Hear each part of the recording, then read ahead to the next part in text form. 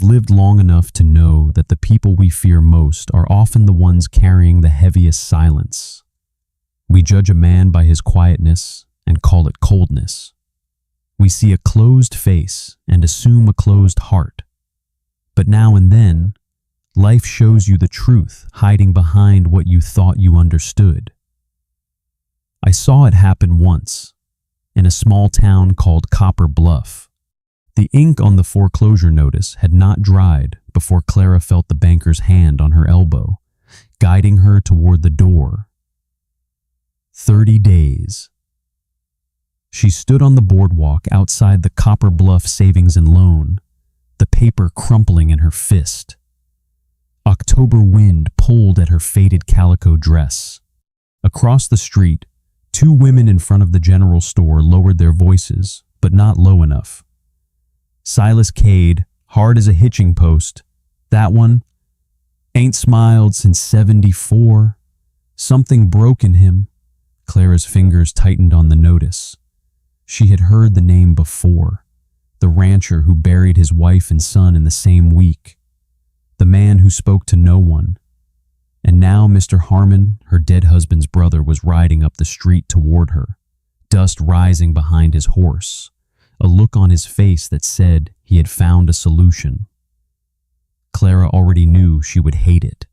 Wherever you are watching from today, I would love to hear from you in the comments.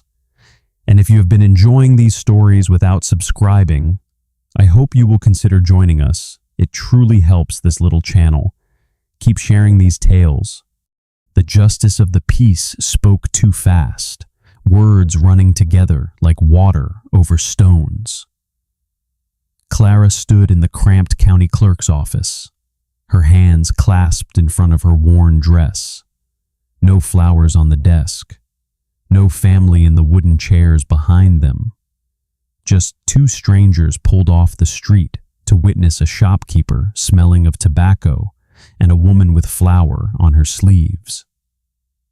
Silas Cade stood 3 feet away, close enough that she could see the white scar running across the back of his left hand, close enough to hear his breathing slow, steady, as if this moment cost him nothing.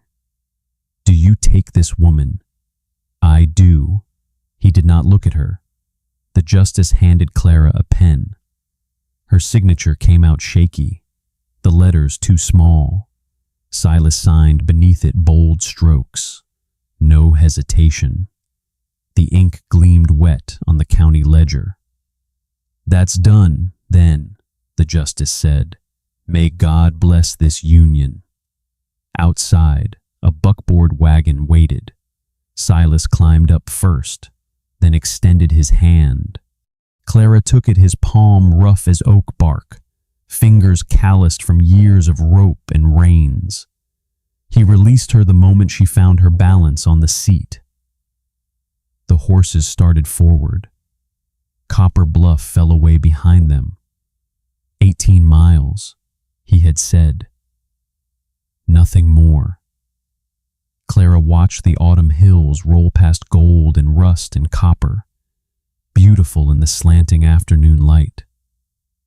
She stole glances at Silas's profile, a jaw that looked carved from sandstone, eyes fixed on the road ahead, not hostile, just absent, as if she were a trunk of belongings he had agreed to transport. An hour passed. The wagon creaked. A hawk circled overhead. Clara cleared her throat. "The country's pretty out here. It'll do." Another mile. 2. The sun dropped lower, painting the sky in shades of amber. She tried again. "You've been ranching long. 22 years. The words came flat, final. A door closing. Clara folded her hands in her lap and stopped trying. Whatever she had married, it was not a man who wanted conversation, maybe not a man who wanted anything at all. The ranch house appeared over the last ridge, a 2-story frame building with a wide porch. A barn behind it. and a windmill turning slow in the evening breeze. Clean, orderly, silent as a church on Monday. And on the hill beyond the barn, two wooden crosses stood against the fading sky. Clara woke to the smell of biscuits. Gray morning light filtered through the thin curtains. She lay still for a moment, disoriented by the unfamiliar ceiling, the unfamiliar bed, the unfamiliar silence pressing against the walls. Then she remembered. The wedding, the wagon ride, the two crosses on the hill. She sat up slowly. The quilt beneath her hands was soft, worn thin in places, stitched in a pattern of interlocking stars. Someone had made this with care, someone who was no longer here. Clara dressed quickly in the same calico she had worn yesterday. She had only brought 3 dresses, and this one was the least faded. She splashed water from the basin on her face, ran her fingers through her hair, and opened the bedroom door. The hallway stretched toward the kitchen. Her boots echoed on the pine floorboards. At the stove, a cast iron skillet sat over banked coals. Inside, 4 biscuits rested golden and warm. A pot of coffee steamed on the back burner. On the table, a jar of clover honey caught the weak light from the window. Silas was gone. Clara stood in the empty kitchen, her hand resting on the back of a wooden chair. He had cooked for her, left before she woke, expected nothing, not her company, not her gratitude, not even her presence at his table. She poured herself coffee in a tin cup and sat alone. The biscuits were good, better than good, light and flaky, the kind that took practice to make right. She ate 2, drizzled with honey, and tried not to think about who had taught him to bake like this. After breakfast, she washed her cup and the skillet, dried them with a flour sack towel, set them back where she had found them. Then she began to explore. The house was larger than it looked from outside. A parlor off the main room with 2 rocking chairs facing a cold fireplace. A small study with a roll-top desk and shelves of leather-bound books. Everything clean, everything still. Dust motes drifted in the pale light. Clara ran her fingers along the spine of a Bible sitting on the parlor mantel. The leather was cracked, the gilt edges worn to silver in places. She opened it carefully. On the flyleaf, in a woman's careful handwriting, Emmeline Cade, 1856. Clara closed the Bible. She moved through the house like a ghost herself, touching nothing, looking at everything. A photograph on the study wall, a young couple standing before this very porch. The woman was pretty, dark-haired, with a smile that even the stiff formality of the portrait could not contain. The man beside her stood straighter, his face younger, his mouth curved in something that might have been happiness. Silas, before, Clara turned away. In the corner of the parlor, high on a shelf too tall for practical use, sat a wooden horse, maple, hand-carved, small enough to fit in a child's palm. Dust coated its mane. She did not reach for it. The bedroom at the end of the hall was closed. Clara hesitated before the door, then pushed it open. Inside, a brass bed, neatly made, a chest of drawers with a porcelain pitcher and basin, a woman's vanity table with a clouded mirror. No one had slept here in years, but someone had kept it clean. Clara opened the top drawer of the bureau. Inside, folded with care, lay a shawl, lavender wool, faded from what must once have been a vivid purple. The edges had been hand-tatted with lace hours of work, careful and patient. She closed the drawer without touching it. Emmeline was everywhere in this house. In the quilt, in the honey, in the carved horse gathering dust on its high shelf. Silas had not moved on. He had simply stopped. Clara left the room and shut the door behind her. The rest of the day passed in silence.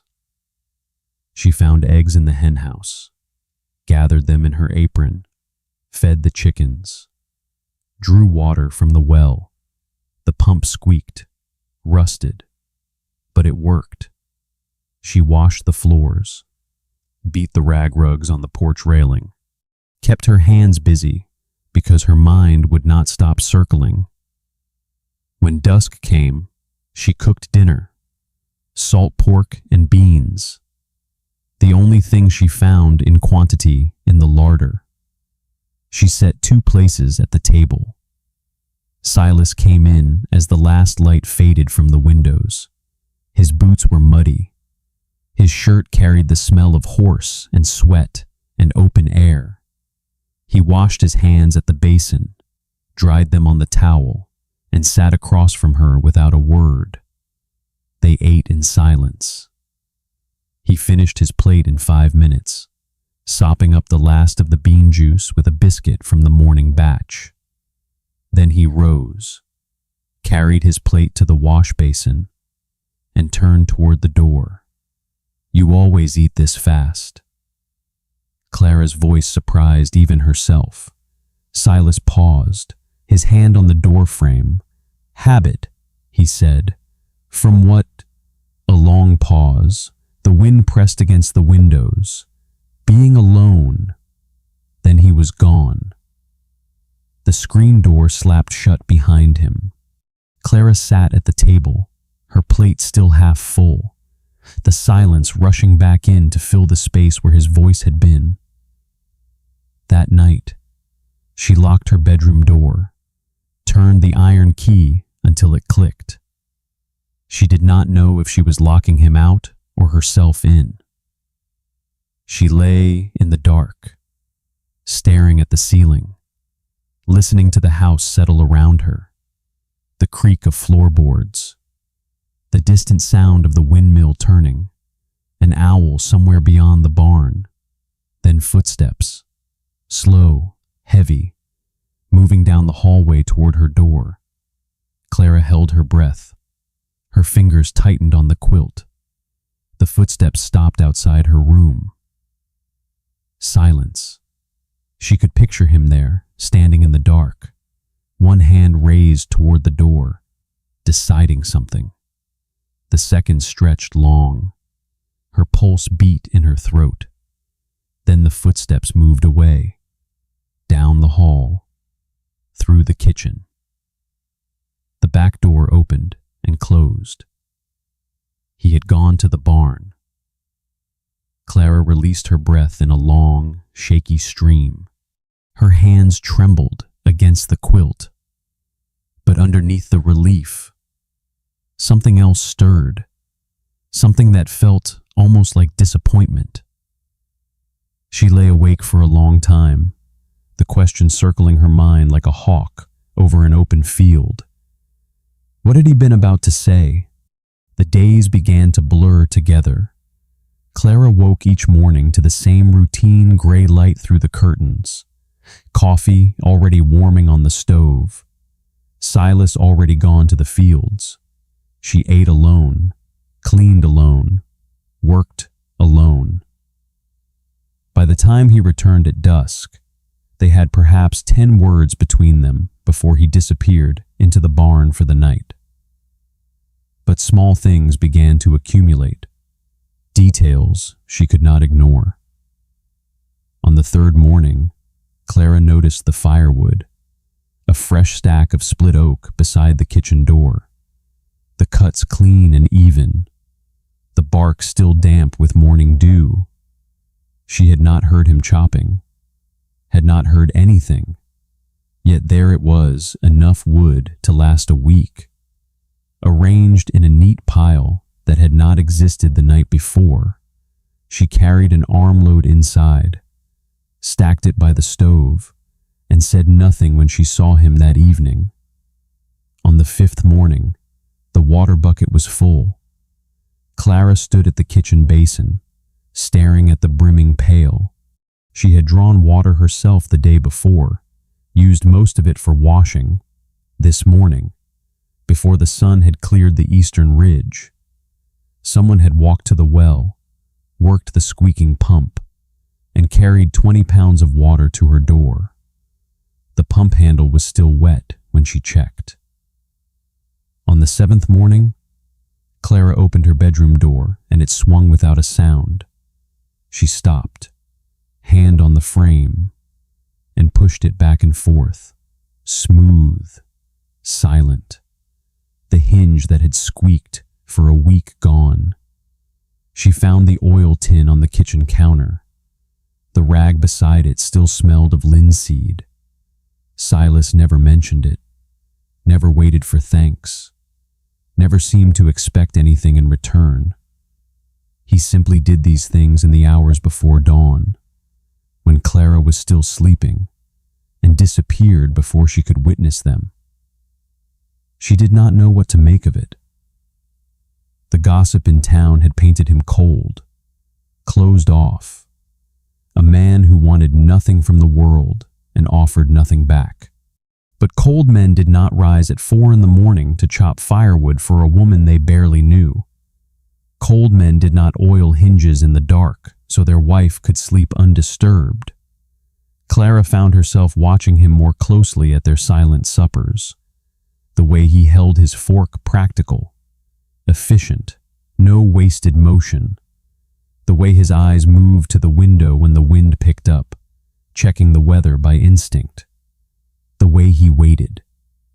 She realized one evening, for her to sit before he picked up his spoon. Small courtesies, invisible unless you were looking. She was looking now. The rainstorm came at the end of the 2nd week. Clara was in the chicken coop when the first drops fell fat and cold, hitting the tin roof like pebbles. She gathered the last of the eggs into her apron, tucked them close against her body, and stepped out into what had become a downpour. The sky had turned the color of slate. Rain slashed sideways across the yard, driven by a wind that had come from nowhere. Clara ducked her head and ran toward the house, mud sucking at her boots with every step. She was halfway across the yard when she heard the footsteps, heavy, running, coming from the direction of the barn. Clara looked up, rain streaming into her eyes, and saw Silas sprinting toward her. He carried something in his arms, a bundle of brown oilcloth, cracked and weathered. He reached her in 3 more strides, and before she could speak, he swung the coat around her shoulders. The weight of it settled against her back. The oil-treated canvas blocked the rain immediately, turning the downpour into a dull patter against her neck and arms. Silas pulled the collar up, his fingers brushing against her jaw for half a second, and then he stepped back. Their eyes met. Clara saw something flicker in his face, something unguarded, quickly hidden. His shirt was soaked through, plastered against his chest. Rain ran down his face, dripped from his jaw, darkened his hair to the color of wet earth. He had run across the entire yard in a storm to bring her a coat. "Thank you," Clara managed. Silas lifted one hand a small wave, almost dismissive, and turned away. He walked back toward the barn with long strides, not running now, as if the rain no longer mattered. Clara stood in the mud, clutching the eggs against her chest, the heavy coat shielding her from the storm. She watched until he disappeared through the barn door. That night, Clara cooked, not the simple salt pork and beans she had been making, but a real meal beef stew with carrots and potatoes, the meat browning in the cast iron Dutch oven, the smell filling the kitchen with something that felt almost like home. She had found the beef in the root cellar that morning, wrapped in cheesecloth, fresh from the last market day. He had bought it before she even thought to ask, stocked the larder without a word, without expectation. Clara chopped onions until her eyes watered, peeled potatoes until her fingers ached. Let the stew simmer for 3 hours, stirring it every 20 minutes, adding salt and pepper and a bay leaf she found in a jar on the top shelf. When Silas came in at dusk, the table was set. 2 plates, 2 forks, 2 cups of water.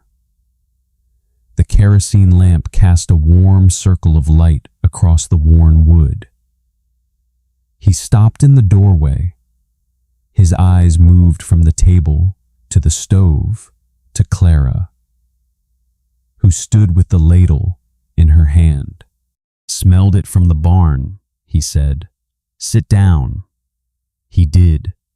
She served him a heaping bowl, the steam rising between them, and then served herself. Silas waited fork in hand, not moving until she sat across from him. Then he ate.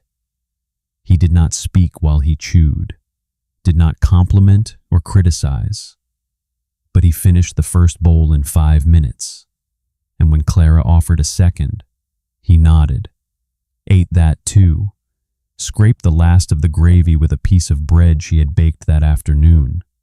When the meal was done, Silas rose.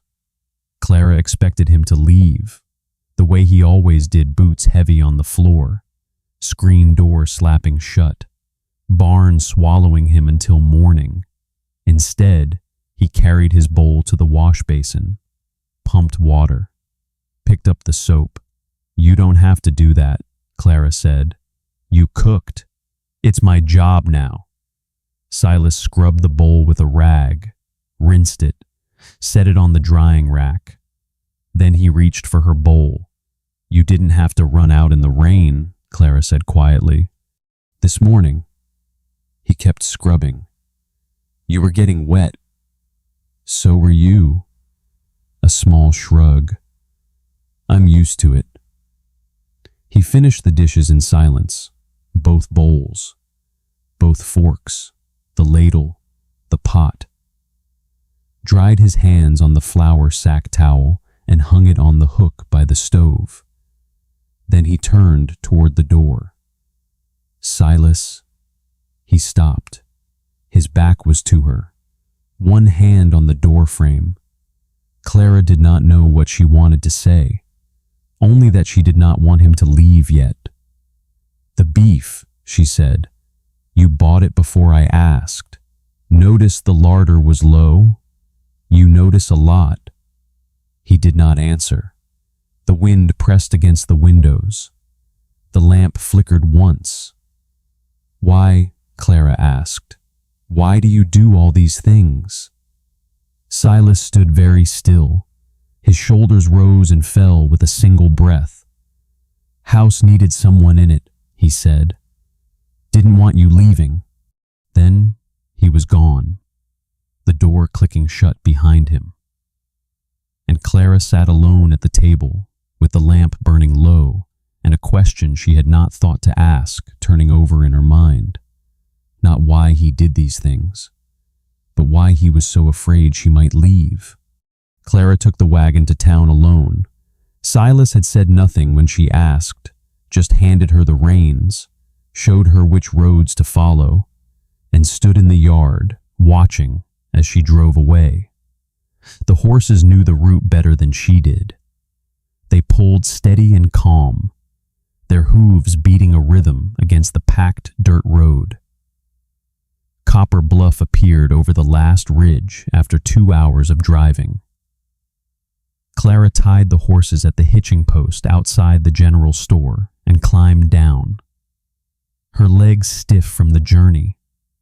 The October sun hung pale in a sky the color of bleached cotton. She bought what she needed first, a bar of lye soap wrapped in brown paper, a spool of white thread, a small tin of baking powder. The shopkeeper was a thin woman with sharp eyes who watched Clara count out coins with obvious curiosity, but asked no questions. Then Clara walked to the feed store. The smell hit her before she reached the door, molasses and grain, and the earthy sweetness of hay. Inside, barrels lined the walls, filled with oats and corn and dried beans.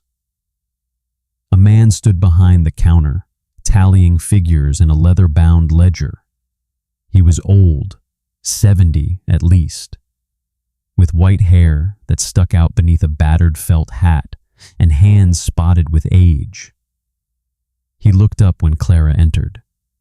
His eyes moved over her face, then down to the plain gold band on her finger. "You're Silas's new wife," he said, not a question. Clara stopped in front of the counter. "Word travels fast. Small town." The man closed his ledger and set down his pencil. "Name's Dale. Been working with Silas going on 15 years now. Helped him build that barn when his daddy passed." "Clara?" She extended her hand. Dale took it, his grip gentle, careful of his own swollen knuckles. "Figured you'd come to town eventually." Dale leaned against the counter, studying her with pale blue eyes that seemed to see more than they should. "How's he treating you?" The question caught Clara off guard. She thought of the firewood, the water bucket, the oilcloth coat in the rain. "He's quiet," she said. Dale let out a sound that might have been a laugh. "That's one word for it." Clara glanced around the store. 2 farmers were examining seed bags near the back window. A boy was sweeping the floor by the door. No one was listening. "The women in town," Clara said carefully. "They talk about him like he's something to be afraid of. Do they now? They say he hasn't smiled since 74. That something happened to him." Dale's expression shifted. The humor faded from his eyes, replaced by something heavier. He reached beneath the counter and pulled out a small wooden box, setting it between them. "You want to know about Silas Cade," he said quietly. "You got to know about Emmeline first." Clara's hands went still on the counter. "His wife." Dale opened the box and began sorting through nails, a task that seemed more about keeping his hands busy than any real purpose. Prettiest girl in 3 counties when he married her. Dark hair, dark eyes, smiled at everybody, made Silas smile too, which was something. Clara thought of the photograph in the study, the young woman with the expression the camera could not contain. "She made him laugh," Dale continued. "Can you imagine that Silas Cade, laughing, used to hear it all the way from the house when I was working in the south pasture?" He shook his head slowly. "Ain't heard it since." "What happened?" Dale's hands stopped moving.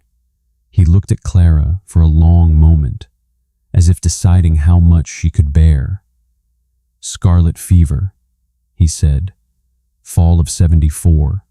Took the boy first." Clara's breath caught. "The boy?" "Samuel, 4 years old. Prettiest little thing you ever saw, had his mama's eyes. Dark brown, almost black. Followed Silas around like a shadow. Wanted to be a rancher, just like his daddy." Dale's voice dropped lower. "Fever took him on a Tuesday. Emmeline went 3 days later." The feed store seemed to shrink around Clara. The smell of molasses turned thick and cloying. She gripped the edge of the counter.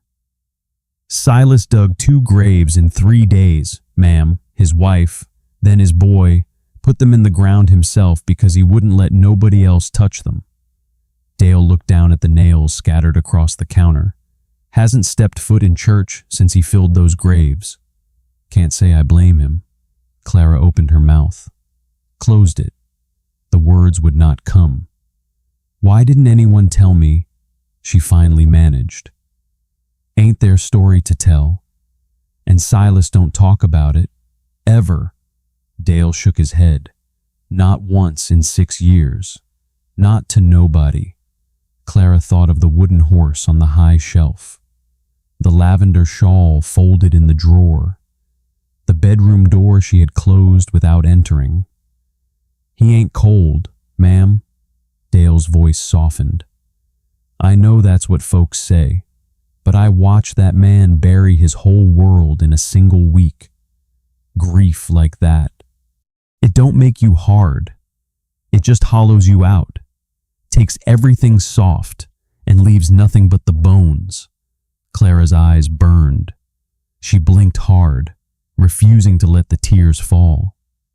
He still stacks my firewood, she said, her voice barely above a whisper. Every morning before I wake. Dale nodded slowly. That's Silas. Can't say the words. Never could.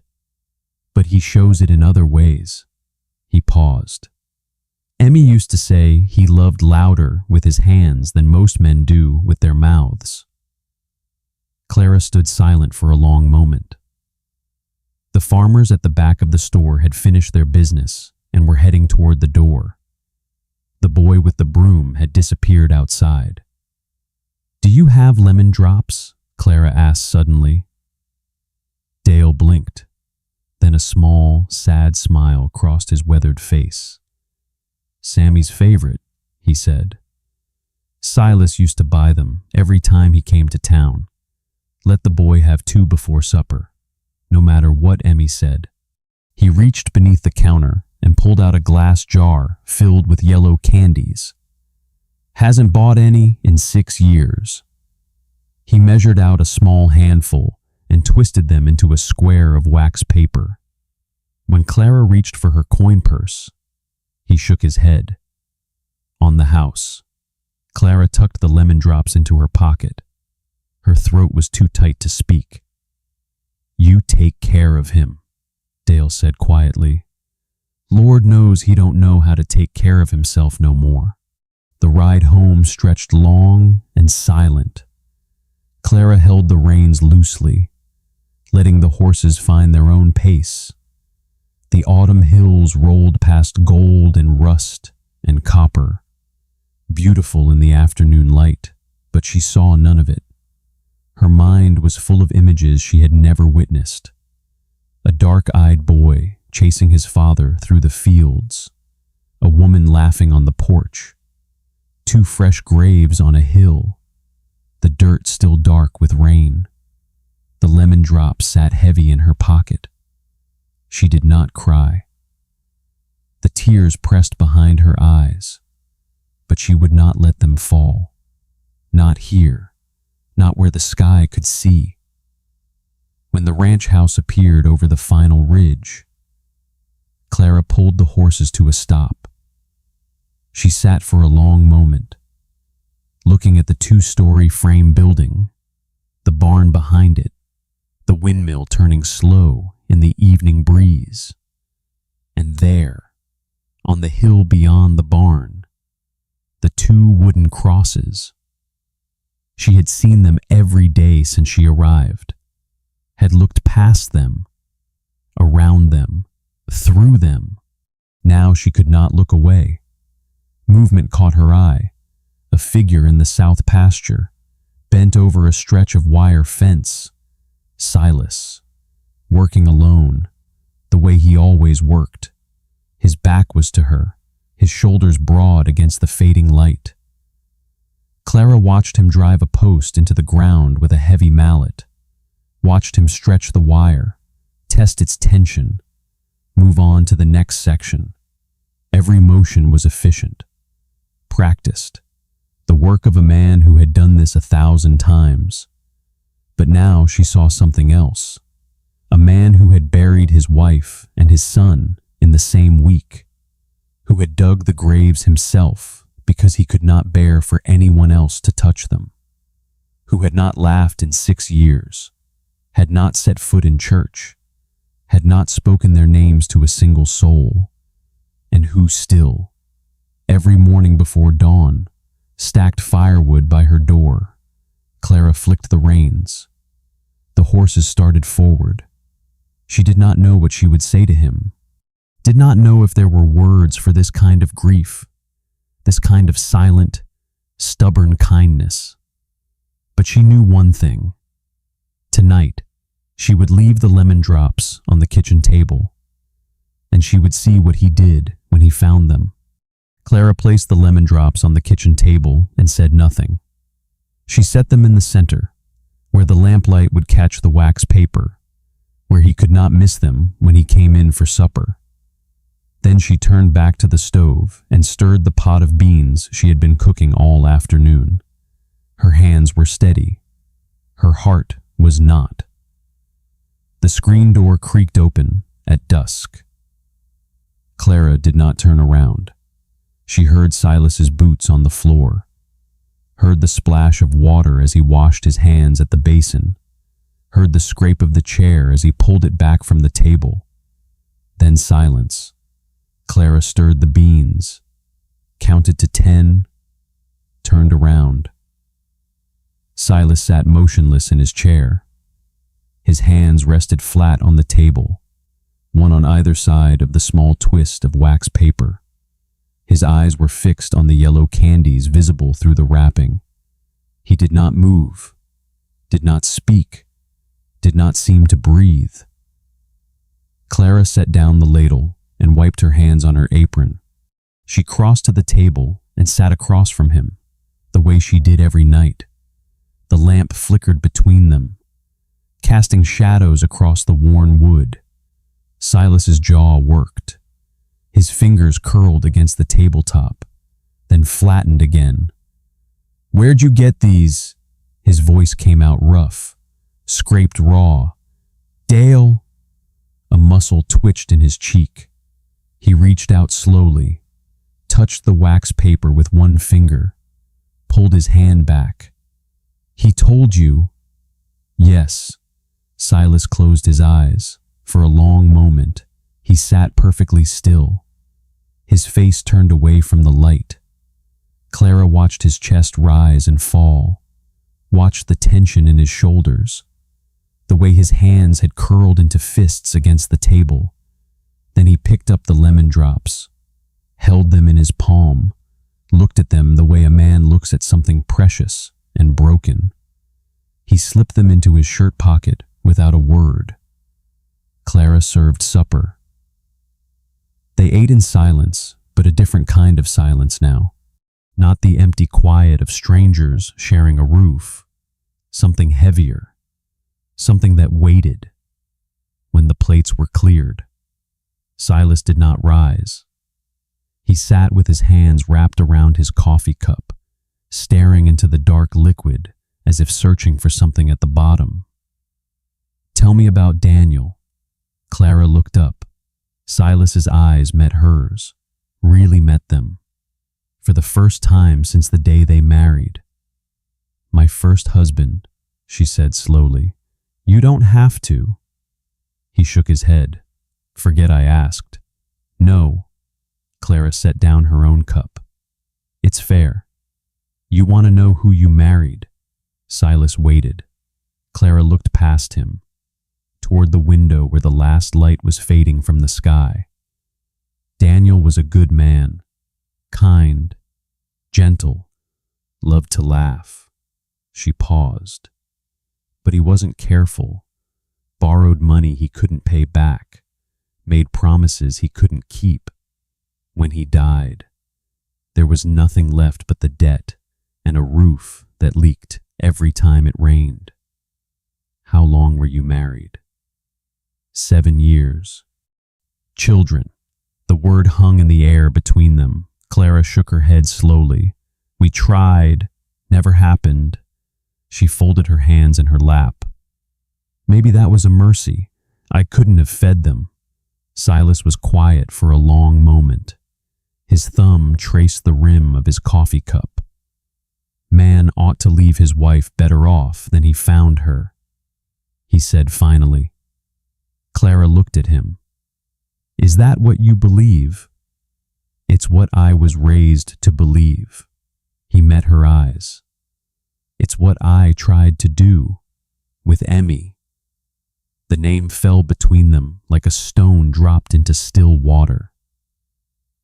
Tell me about her, Clara said softly. Silas's hands went still on the cup. He stared at the table for so long that Clara thought he would not answer. He stopped, started again. She was the kind of woman who made a room brighter just by walking into it, laughed at everything, sang while she cooked, couldn't carry a tune worth a cent, but she sang anyway. Clara smiled. She sounds wonderful. She was. Silas's voice dropped. She made me better, softer. She saw something in me I couldn't see in myself. He paused. When she died, I couldn't remember what it was. The lamp flame wavered. Neither of them moved to adjust it. And Samuel, Silas flinched. The name seemed to cost him something physical. Clara saw it in the way his shoulders tightened, the way his breath caught. He had his mama's eyes, Silas said slowly. Brown, real dark brown. And he laughed. His voice cracked. He stopped, steadied himself. He laughed at everything, just like her. Clara reached across the table. Her fingers brushed the back of his hand light. Barely there. Silas did not pull away. I'm sorry, she whispered. He shook his head. Don't be. It was a long time ago. 6 years isn't that long. Feels like forever. He turned his hand over, palm up, and looked at it as if he did not recognize it. Feels like yesterday, too. Both at once. They sat in silence as the lamp burned low. The coffee went cold. The wind pressed against the windows, carrying the smell of autumn leaves and distant rain. I haven't talked about them, Silas said finally. Not to anyone. Not since the funeral. Why are you talking now? He looked up at her. In the dim light, his eyes held something she had not seen before. Not warmth, exactly, but the possibility of it. A door cracked open. I don't know, he said. Maybe because you didn't ask. You just left the candy on the table. Like you understood. Clara nodded slowly. I think I do. A little. Sunday morning came cool and gray. Clara stood on the porch with her cotton shawl pulled tight against the chill. The sky was the color of pewter, and the wind carried the smell of wood smoke from somewhere far away. Silas came out of the barn, wiping his hands on a rag. He stopped when he saw her standing there, watching the hill beyond the pasture. You going somewhere, he asked. Clara turned to face him. I thought I might walk up the hill, to the graves. She paused. If that's all right. Silas went very still. His hands stopped moving on the rag. You don't have to come, Clara added quickly. I just wanted to pay my respects. To Emmeline and Samuel. He stood silent for a long moment. The wind ruffled his hair, tugged at the sleeves of his work shirt. Clara watched his face, the struggle there, visible for just a second before he smoothed it away. Then he nodded once. I'll come. They walked side by side up the narrow path that wound through the brown grass. Clara matched her pace to his, neither hurrying nor lagging. The wooden crosses came into view first simple, hand-carved, weathered by 6 years of sun and rain. Then the headstones, 2 wooden markers, set close together in the rocky soil. The letters had been carved deep, protected from erosion. Clara read them as she approached. Emmeline Cade, 1856 to 1874.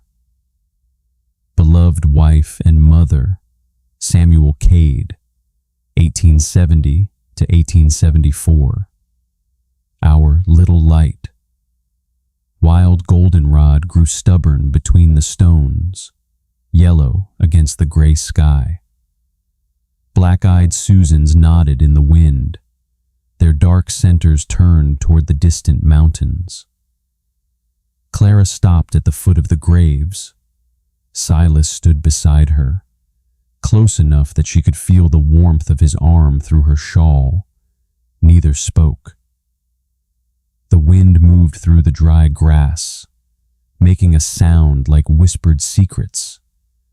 A hawk circled overhead, riding the currents. Somewhere in the valley below, a cow lowed. Silas reached into his shirt pocket.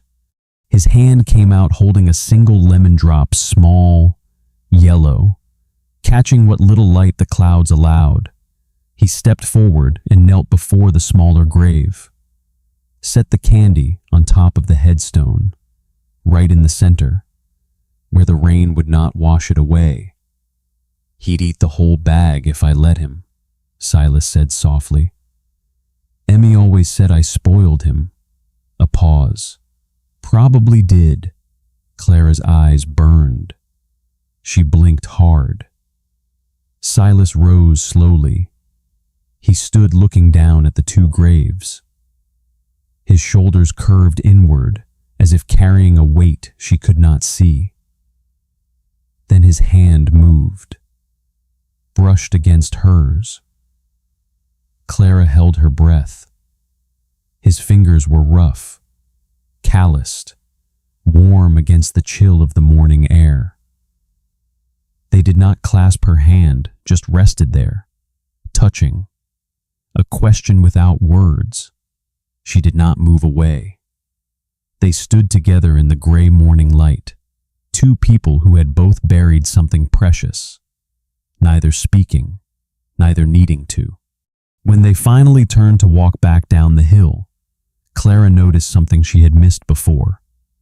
A 3rd marker, half hidden in the tall grass at the edge of the little cemetery.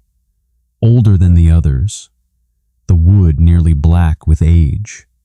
The name carved into its weathered face, Josiah Cade, 1820 to 1872. Silas's father, watching over his descendants from the edge of the family plot. But it was not the 3rd grave that made Clara's breath catch. It was the 4th space beside it, cleared of grass, marked only by a small iron stake driven into the ground. A place already waiting. The letter arrived on a Tuesday. Clara was in the kitchen, kneading bread dough, when she heard the hoofbeats coming up the road. She wiped her hands on her apron and stepped onto the porch, shielding her eyes against the afternoon sun. A postal rider, young, dusty from the road, sitting astride a bay mare with a leather satchel across his chest.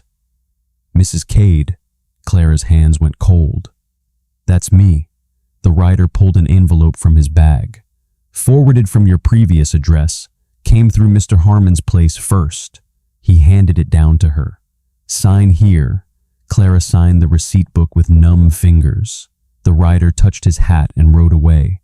She stood on the porch, staring at the envelope in her hands. 2 forwarding marks crossed the front one from her old homestead, one from Mr. Harmon's address in town. The handwriting was unfamiliar at first. Then she recognized it. Sharp. slanted, the loops on the letters too tight, as if the writer had been pressing hard enough to tear the paper. Virgil Crane. Clara's knees buckled. She caught herself on the porch railing, the envelope crumpling in her fist. The autumn wind tugged at her skirts, pulled strands of hair across her face. She could not breathe. She tore open the envelope. Mrs. Clara Whitmore, or whatever name you go by now. Did you think running would clear your debt? Did you think marrying some dirt farmer would make you safe? I always collect what I'm owed, one way or another. No woman runs from Virgil Crane and stays gone. I'll be in Copper Bluff by month's end. V.C. The words blurred. Clara read them again. Each time, they cut deeper. He had found her. She did not know how Mr. Harmon could have been so careless forwarding mail without thinking, without asking.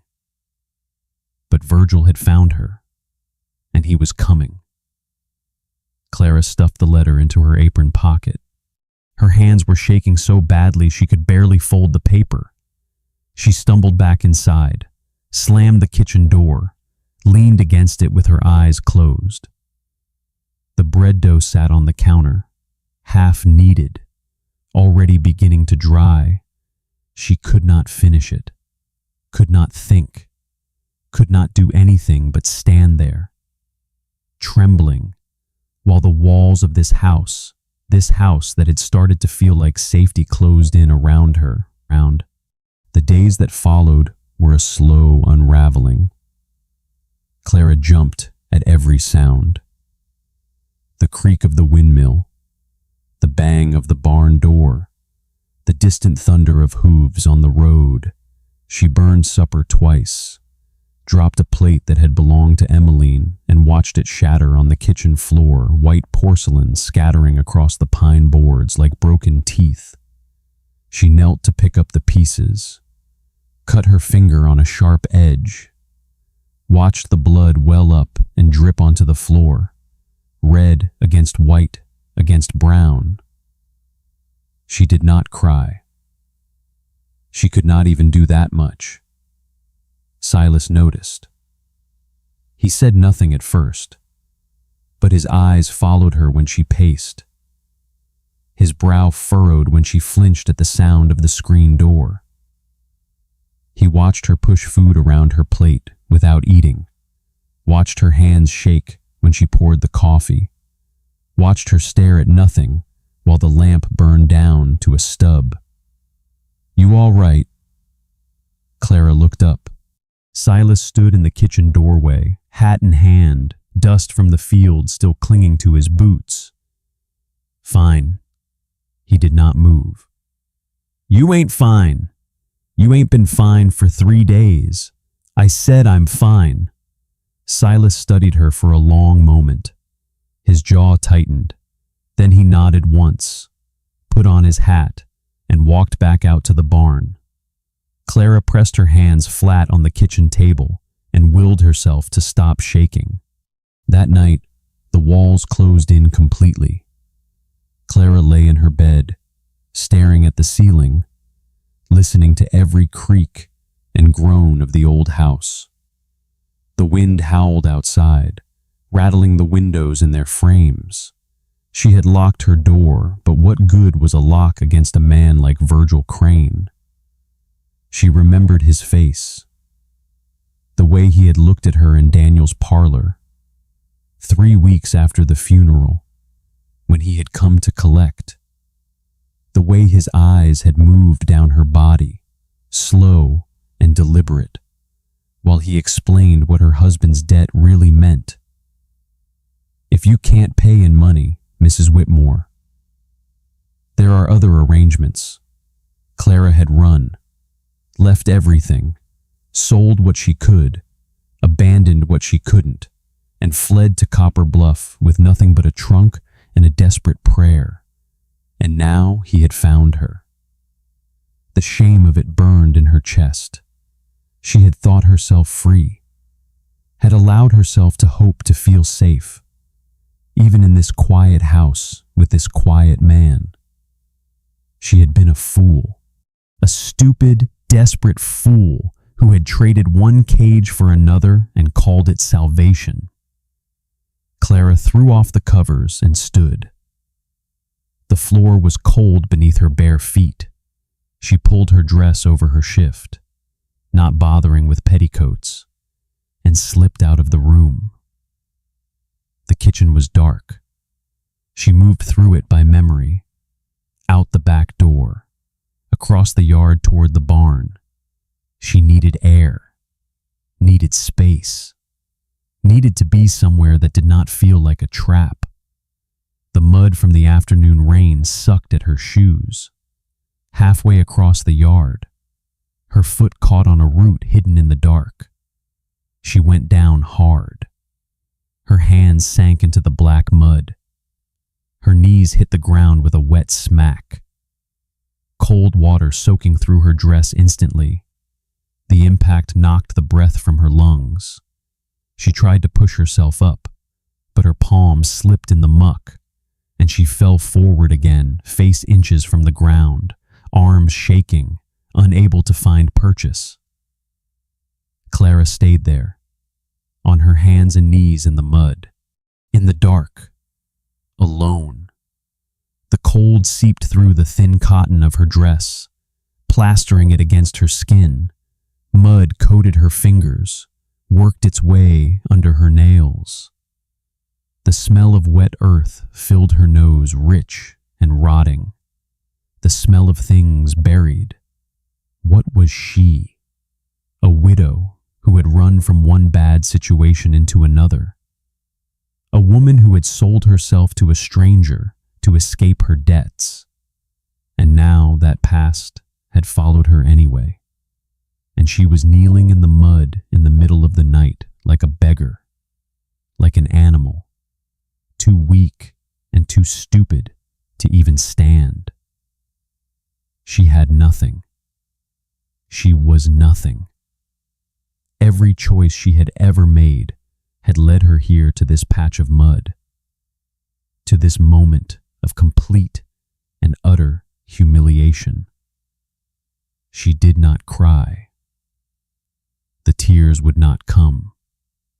There was only the cold, the mud, and the terrible weight of her own worthlessness pressing her into the ground.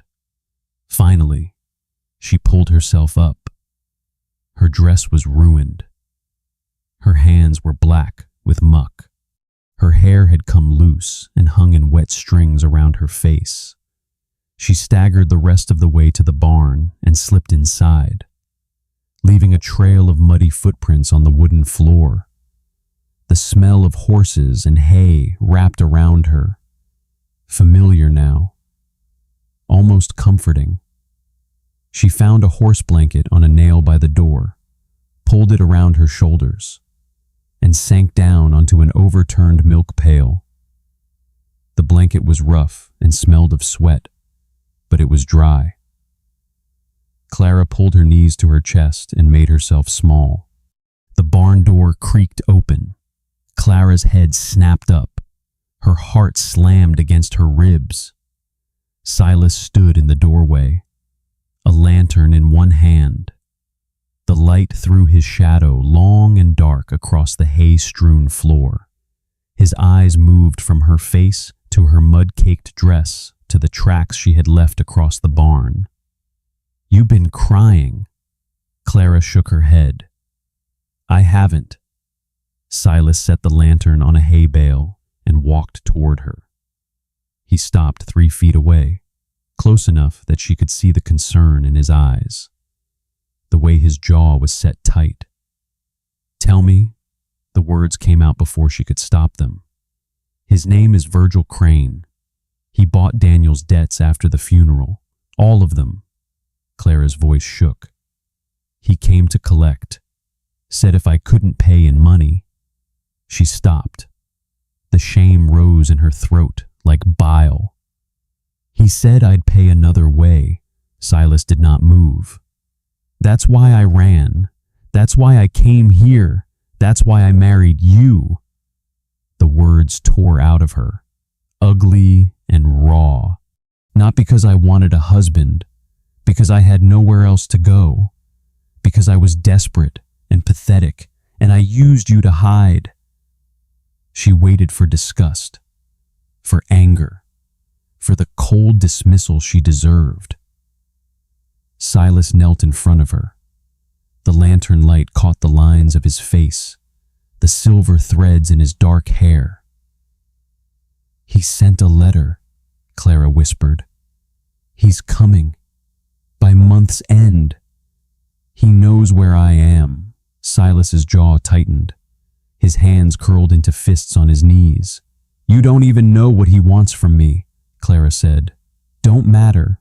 Why?" Silas looked at her. His eyes were steady, certain, immovable as stone. "Because you're here. And I said I'd keep you safe." He paused. "I meant it." Clara's breath caught. "You can't fight him. He has money. Lawyers. This is your home now." Silas stood, extended his hand. "He comes here. He deals with me." Clara looked at his outstretched palm, calloused, scarred, waiting. She took it. Silas pulled her to her feet. His hand was warm against her cold fingers. He did not let go. "Go wash up. Get some sleep." His voice was low, gentle. "We'll figure this out in the morning." Clara nodded. She walked past him, toward the barn door. The horse blanket still clutched around her shoulders. At the threshold, she stopped. "Silas." He turned. "How long until month's end?" Silas's face was unreadable in the lantern light. 8 days. Word came on the 8th day. Old Dale's grandson rode up to the ranch at a gallop, his horse lathered and blowing. Clara saw him from the kitchen window, a boy of 12, skinny and freckled, pulling his mount to a stop in the yard. Silas met him before he could dismount. Clara stepped onto the porch, her hands still dusted with flour. She could not hear the words, but she saw the boy's face pale, urgent, saw Silas's shoulders stiffen, saw him reach into his pocket and press a coin into the boy's palm. The boy wheeled his horse and rode back toward town. Silas stood in the yard for a long moment, his back to the house. Then he walked to the barn. Clara's legs carried her across the porch, down the steps, across the yard. She reached the barn door as Silas was pulling his saddle from its rack. "He's here." Silas did not turn around. Rode in on the morning stage, been asking questions at the saloon all day. He settled the saddle on his horse's back, began tightening the cinch, asking about the widow who ran off, asking where she went. Clara's hands trembled against her apron. "I'm coming with you." "No." "Silas, I said no." He turned to face her. His jaw was set, his eyes hard, but beneath the hardness, she saw something else, something that looked almost like fear, not for himself, but for her. "This is my fight," Clara said. "He came for me, and you're my wife." Silas pulled the cinch tight. "That makes it my fight too. You don't know what he's like, what he's capable of. I know exactly what he's like." Silas checked the bridle, adjusted the bit. "I've met 100 men like him. They push until someone pushes back. Then they fold." Clara grabbed his arm. "What if he doesn't fold? What if he has men with him? What if—" Silas covered her hand with his own. His palm was warm, rough, steady. "Please." His voice dropped low. "Let me handle this my way." Clara looked into his eyes. She saw the determination there, the quiet certainty, and underneath it all, something she had not expected, a tenderness that made her chest ache. "Promise me you'll come back." Silas's mouth twitched, almost a smile. "Ain't planning on going anywhere." He swung into the saddle. The horse stamped, eager to move. Clara stepped back, her arms wrapped around herself. "Silas." He looked down at her. "Be careful." He touched the brim of his hat. Then he was gone, the horse's hooves thundering down the road toward town. Clara stood in the yard until the dust settled. Then she walked to the porch, sat down on the top step, and waited. Silas found Virgil Crane outside the general store. The man was exactly as Clara had described him: slick, well-dressed, with oiled hair and a smile that never reached his eyes.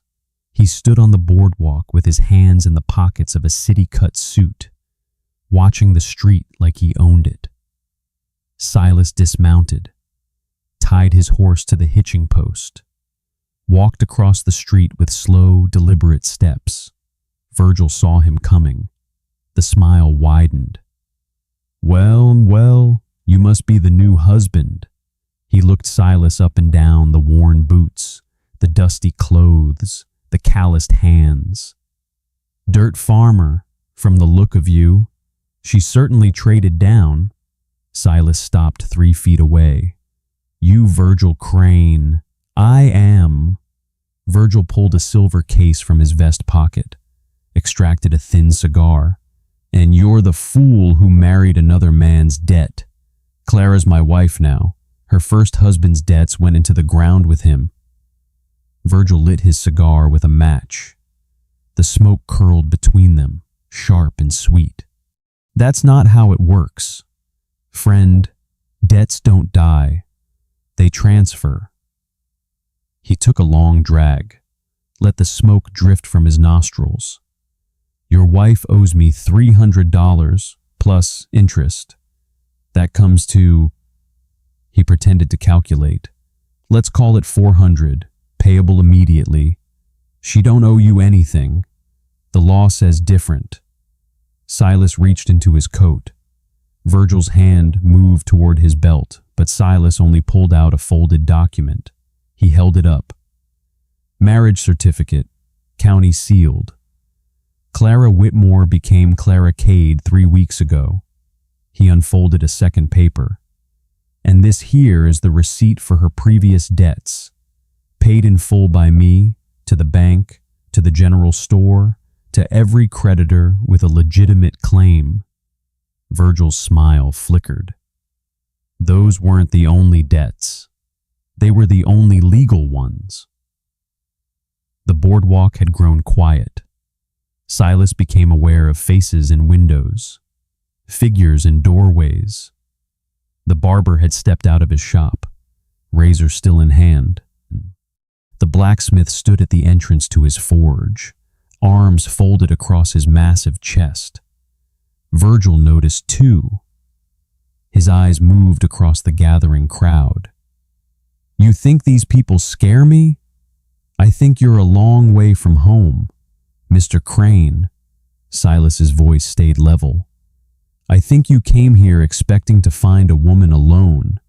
Instead, you found her married, protected, surrounded by folks who don't take kindly to men who prey on widows.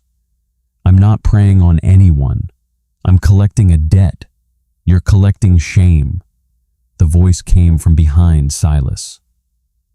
Old Dale stepped out of the feed store, followed by 4 other men farmers, ranchers, working men with calloused hands and hard eyes. "We all heard what kind of payment you wanted from Mrs. Cade. The boy you sent to threaten her last spring, he talked plenty after a few drinks at the saloon in Miller's Creek." Virgil's face went pale, then red. "That's slander." "That's the truth." Dale moved to stand beside Silas.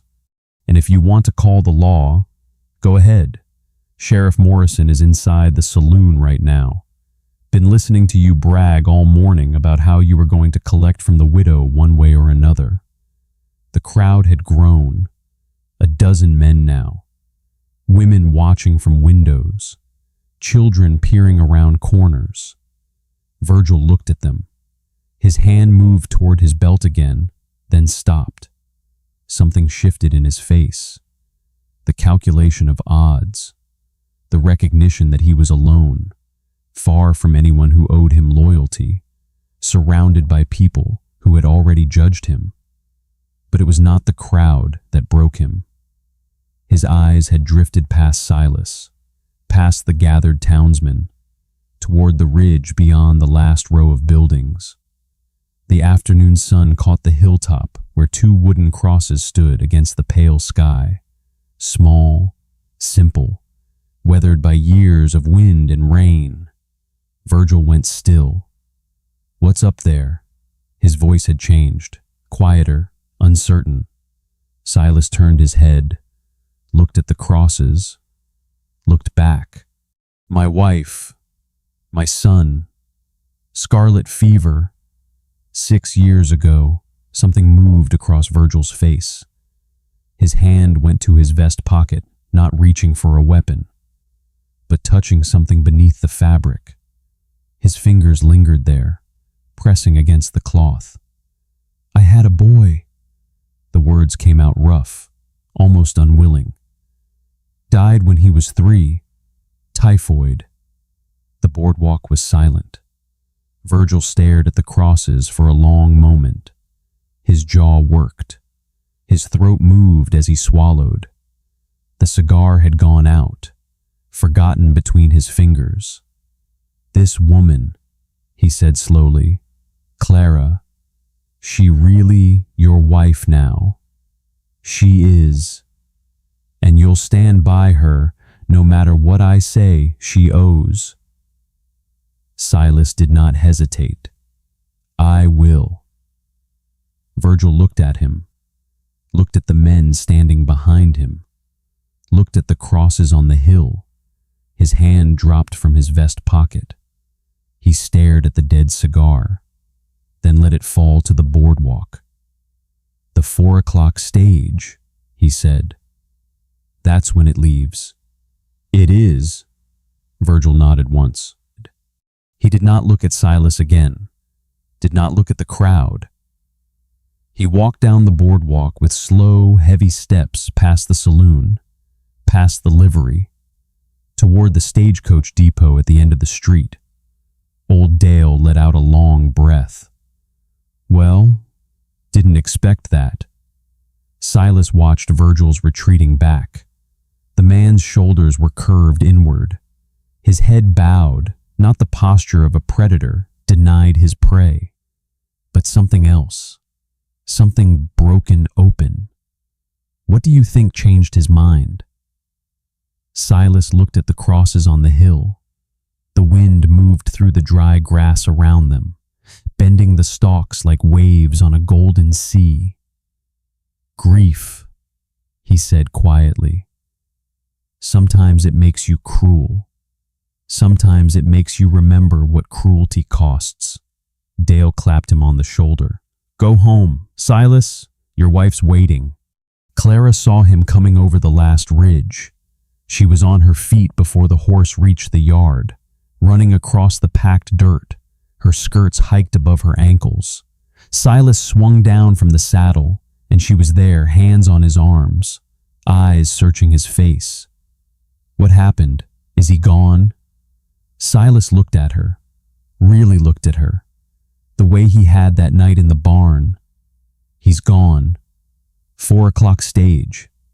"Did you fight him?" "Didn't have to." Clara's hands were shaking. "I don't understand." Silas reached up and brushed a strand of hair from her face. His fingers lingered against her cheek. "Neither do I," he said. "But he saw the graves, asked about them, and something changed." Clara closed her eyes. Her forehead dropped forward, resting against his chest. She felt his arms come around her, hesitant at first, then tightening. They stood like that in the fading light. Two people who had both lost everything. Two people who had found something worth protecting. "It's over," Clara whispered. Silas's hand moved to her hair. His voice was low, rough, certain. "It's over." The weeks that followed changed everything. Not in loud ways, not in declarations or promises or sudden revelations. The change came quiet, like autumn deepening around the ranch in the color of the leaves, the angle of the light, the way the mornings grew colder and the evenings drew in close. Clara stopped locking her bedroom door. She did not announce it, did not mention it at breakfast or supper. She simply turned the key one night, looked at the lock, and left it undone. The next morning, she found fresh firewood by the kitchen door, same as always. Silas said nothing. But when their eyes met across the breakfast table, something passed between them, an acknowledgement, unspoken but understood. They began working the ranch together. Clara learned to mend fence wire, her fingers clumsy at first with the pliers and staples. Silas showed her how to check the cattle for signs of illness, how to read the weather in the clouds, how to tell when a horse was favoring a leg. He was patient in his teaching, never sharp, never impatient. He simply did the task, then handed her the tools and stepped back. She learned more about him in those working hours than she had in all their silent suppers. The way he talked to the horses, low and steady, like they were old friends. The way he stopped whatever he was doing when the sun touched the ridge, watching the light change colors. The way his hands moved with absolute certainty across tasks he had done 10,000 times. One afternoon, Clara found a packet of seeds in the general store marigolds. The label said, bright orange blooms that would last until first frost. She bought them without thinking, tucked them in her apron pocket, and forgot about them until she was unpacking the wagon at home. Silas saw her holding the packet. His face went still. "Emmy loved those," he said quietly. "Had them all along the front porch. Said they kept the bugs away." A pause.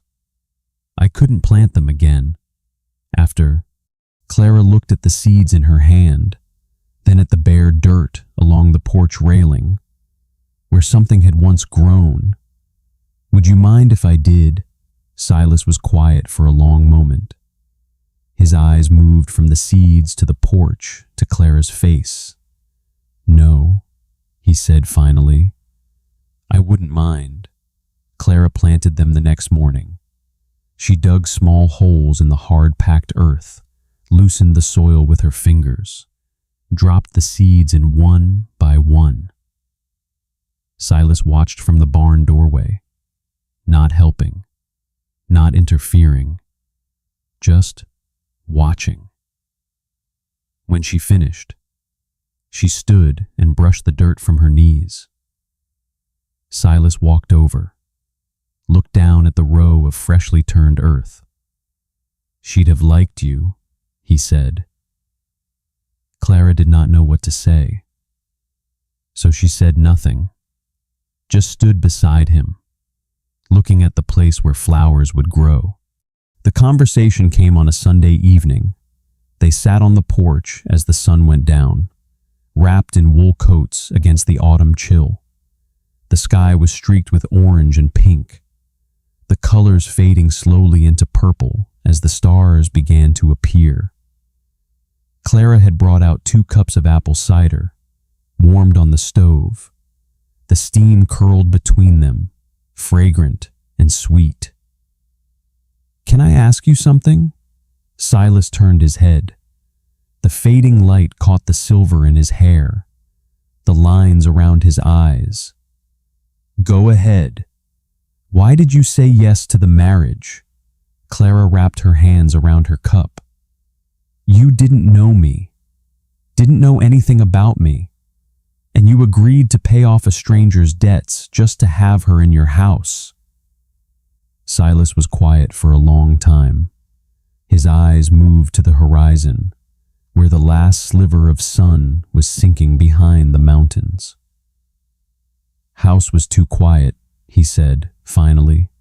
"After Emmy and Sam, I thought I'd go crazy, listening to all that silence, every room full of echoes, every corner holding something that wasn't there anymore."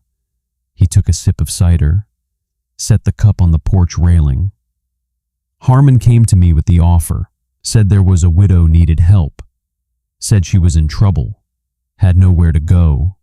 He shrugged. "Figured I had plenty of room. Figured maybe having someone else around would make the quiet less loud. You thought I'd be a housekeeper. Maybe, at first." Silas turned to look at her. "But that ain't what you are." Clara's throat tightened. "What am I, then?" Silas considered the question. His brow furrowed, the way it did when he was thinking through a problem. "Something I didn't know I needed," he said slowly.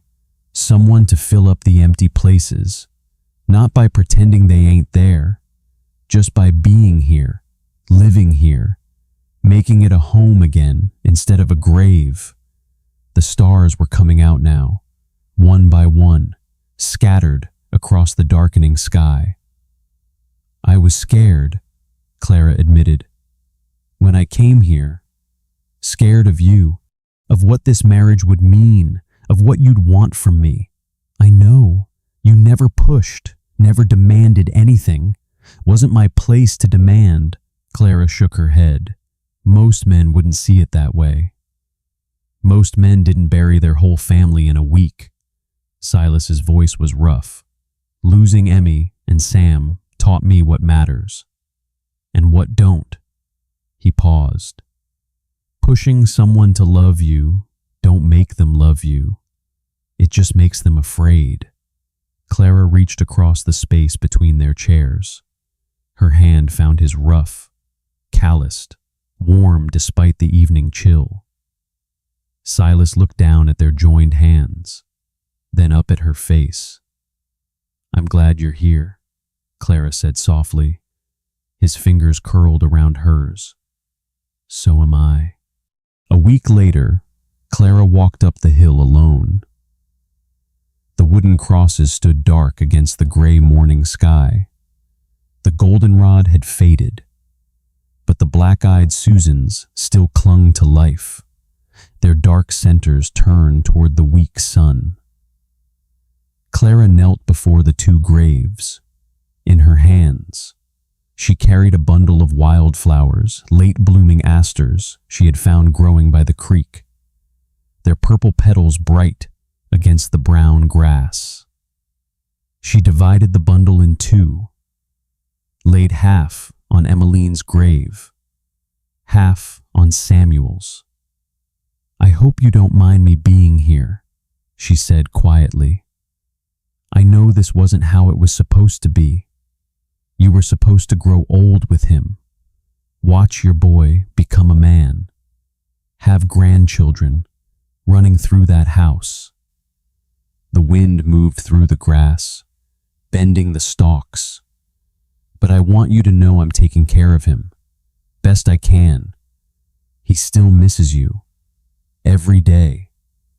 I can see it in the way he looks at the chair you used to sit in, the way he stops sometimes, in the middle of doing something, like he's listening for your voice."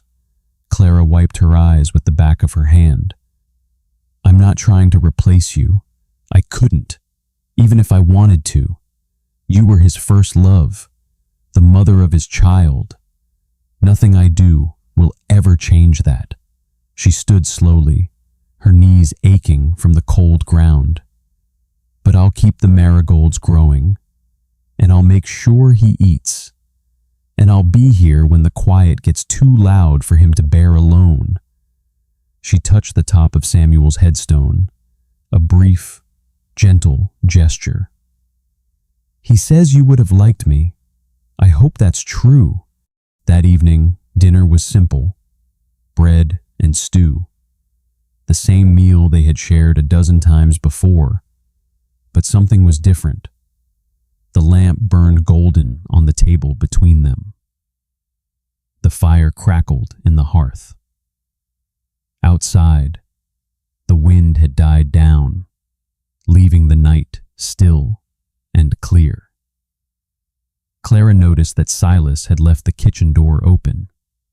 Not wide, just a crack. Enough to let the cool air drift in, enough to show that nothing needed to be locked away. She smiled. Silas looked up from his plate. "What, nothing?" Clara shook her head. "Just, this is nice. Being here, with you." Silas held her gaze for a long moment. Something moved in his face, not quite a smile, but close.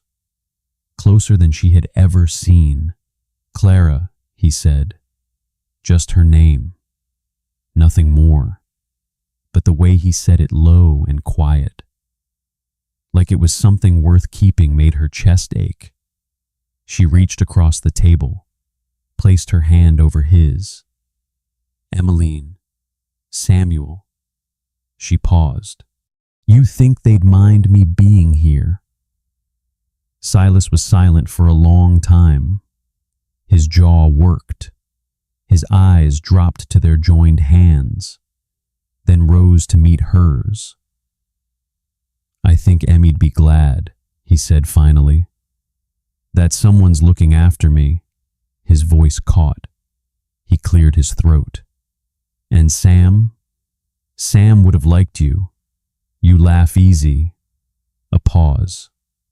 "Like she did." Clara's eyes burned. She did not blink away the tears this time. "Thank you," she whispered, "for telling me that." Silas turned his hand over, his fingers laced through hers. Strong, steady, warm, outside. The stars turned slowly overhead. The marigolds slept in the cold earth, waiting for spring. The two crosses on the hill stood watch over the valley, silent and still. And in the kitchen of the old ranch house, two people who had lost everything sat together in the lamplight. Their hands intertwined, their doors unlocked, their hearts finally, carefully beginning to open. There is something quiet that stays with us after a story like this one. Not a lesson, nothing so neat, just a heaviness in the chest, a tenderness we did not expect. The feeling of having watched two people find their way toward each other through all that silence and grief. Many of us know what it is to be misjudged, to carry something we cannot explain, to show love in small ways because the large words will not come. Some of us have stood at the edge of trust, afraid to step forward, afraid to stay still. Perhaps you have known a Silas, someone whose kindness spoke louder than any promise. Perhaps you have been a Clara, someone who needed safety more than romance, and found both in the same quiet hands. It is all right if the story did not answer every question.